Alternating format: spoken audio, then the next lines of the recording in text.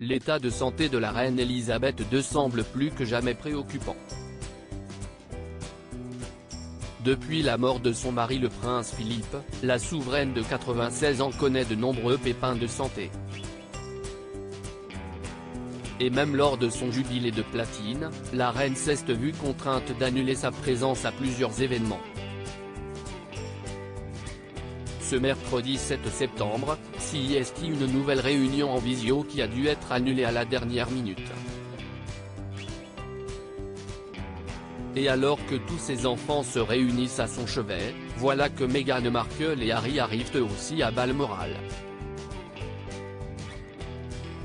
Vive inquiétude.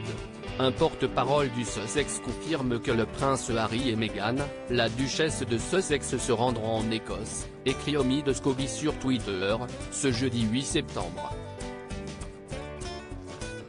Alors que les absences répétées de Sa Majesté à l'anniversaire de son règne ont fait craindre le pire à ses proches et au peuple britannique, les dernières nouvelles sont tout sauf rassurantes.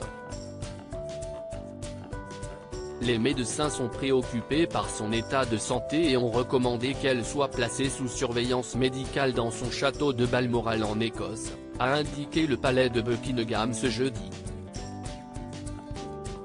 Un panneau indiquant pas de cérémonie de relève de la garde aujourd'hui est affiché dans la cour du palais de Buckingham, à Londres, comme le rapporte le site de BFM.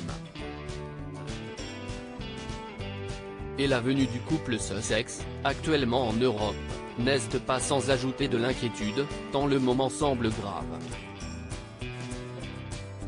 Qui sont les membres de la famille royale à son chevet, à Balmoral? La monarque de 96 ans, à la longévité record et à l'immense popularité, dont le Royaume-Uni a fêté en juin les 70 ans de règne, a vu sa santé se dégrader depuis une nuit à l'hôpital il y a près d'un an, pour des raisons jamais précisées jusqu'ici.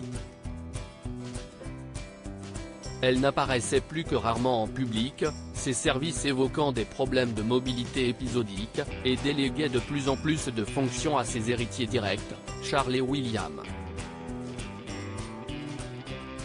Après une nouvelle évaluation ce matin, les médecins de la reine sont préoccupés pour la santé de Sa Majesté et ont recommandé qu'elle reste sous surveillance médicale. La reine continue à se sentir bien et reste à Balmoral, a annoncé le palais, pourtant d'habitude aussi discret sur l'état de santé de la monarque, comme précisé par la